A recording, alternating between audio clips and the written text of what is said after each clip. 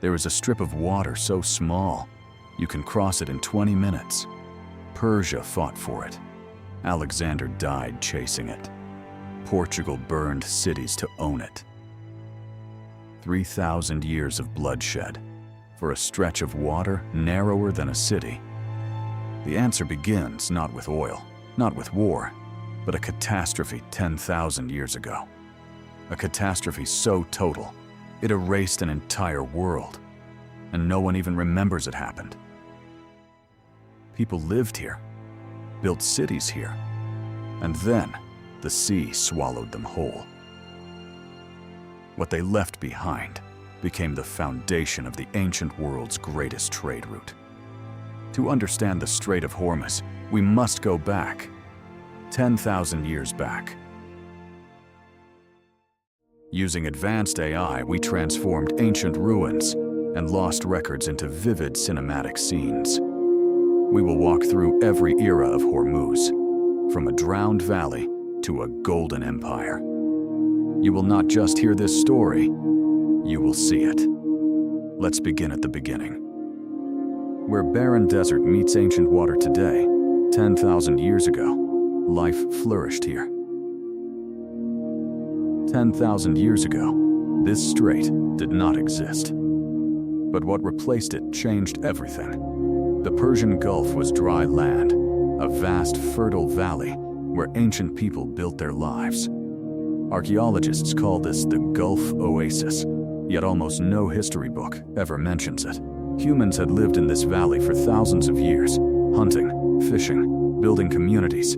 Then the ice began to melt, and everything these people knew was about to disappear forever. Over centuries, glaciers melted across the world, sending oceans rising toward this valley. The sea rose 6 meters, then 12. Then the valley began to fill, slowly, unstoppably. The people fled, their homes drowned, their world vanished beneath 60 meters of ocean water. But the flood did not destroy history. Actually, it created the most important waterway ever known. What was once a valley of life became the gateway between civilizations. Forever. By 5000 BC, a civilization emerged near this strait, but history has almost forgotten them. The Dilmun people lived on the islands of ancient Bahrain, masters of the sea between worlds. Sumerian clay tablets record their name, Dilmun, as a sacred land of trade and abundance. Through the Strait of Hormuz, copper from Oman, ivory from India, grain from Mesopotamia, all flowed. This was the world's first international trade network, yet it ran through one narrow passage. Whoever controlled this narrow passage controlled the wealth of 3 civilizations at once. Dilmun had mastered this strait for centuries, but a new power was watching from the north. By 550 BC, Cyrus the Great had built the largest empire the ancient world had ever seen. Cyrus did not just conquer lands, he understood something every other king had missed entirely. Whoever holds Hormuz holds the key, not just to a sea, but to all of Asia's wealth. Under Darius the Great, Persia built permanent naval stations directly on the Hormuz coastline. Persian tax collectors stationed here collected duty from every single ship that passed through. And this is where it gets truly strange. Persia used Hormuz to control enemies without war. No tribute? Your trade stops at Hormuz. No trade means no food. No food means submission. This was Persia's greatest weapon, not its armies, but the single strait it controlled. Persia had turned Hormuz into an unbreakable lock, but one man refused to accept locked doors. In 334 BC, Alexander of Macedon marched east, and nothing would ever be the same again. He shattered the Persian Empire, yet the one thing he wanted most was Hormuz itself.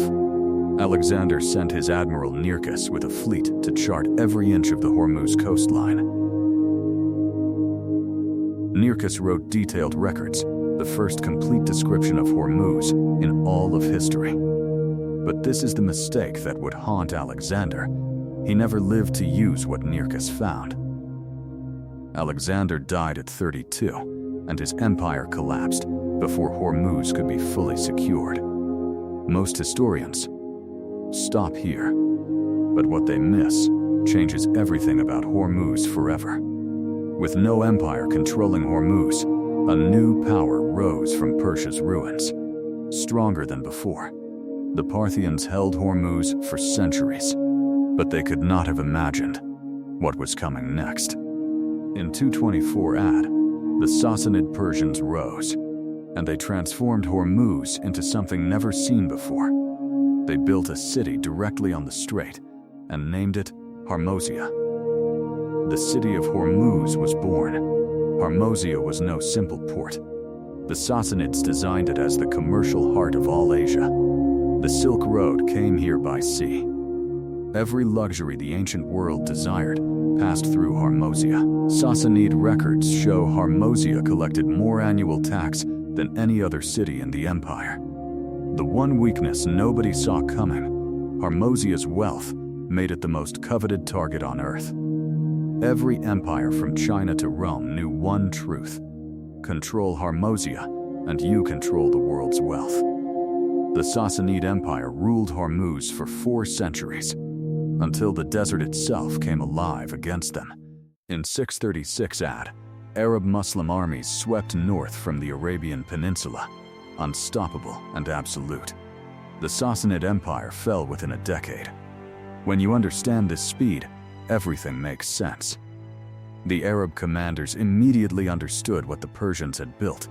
They kept everything running. Under Arab rule, Hormuz trade did not slow, it multiplied. The reason this works is geography. Arab geographers now wrote about Hormuz in every major text. The world knew this place by name.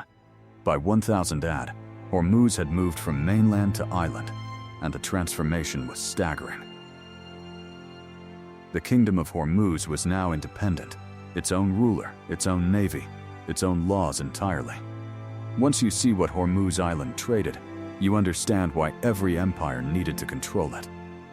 Pearls from the Gulf, silk from China, spices from India, gold from Africa. All met here, only here. You are probably thinking, how could one small island hold this much power? Here is the answer.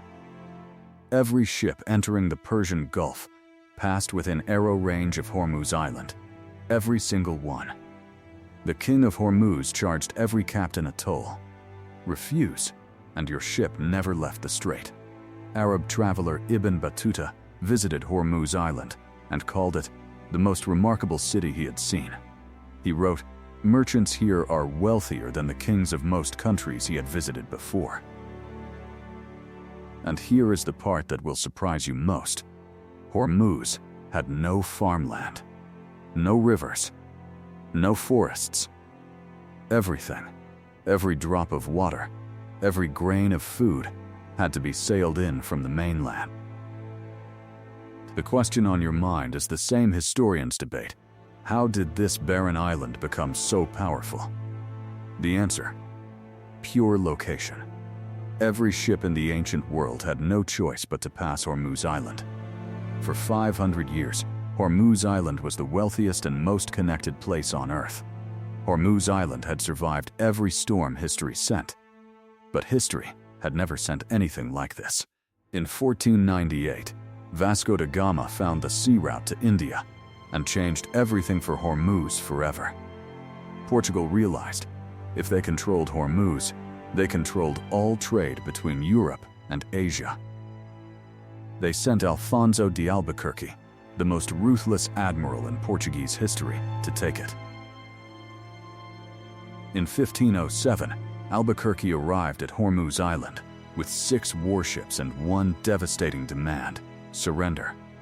The Hormuz king refused, and that refusal triggered one of history's most one-sided battles.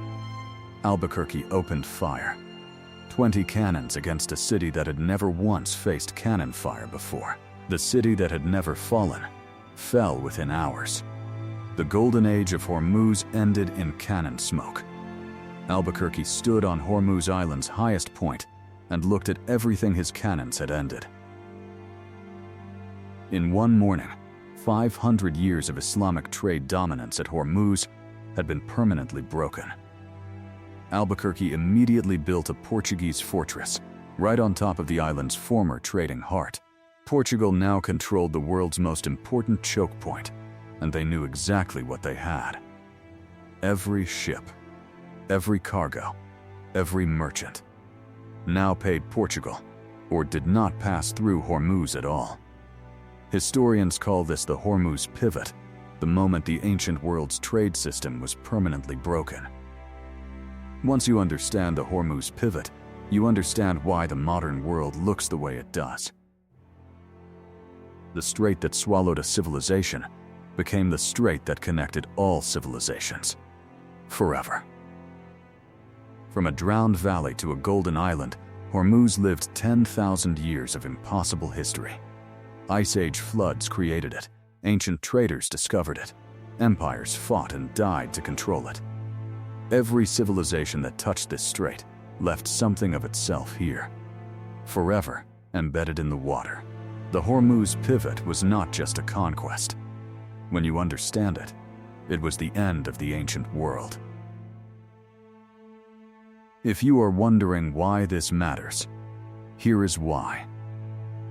Geography never changes. Only the people who hold it. From the Ice Age to the Portuguese cannons, this is the real history of the Strait of Hormuz. Subscribe, hit like, and tell us, which lost history should we uncover next?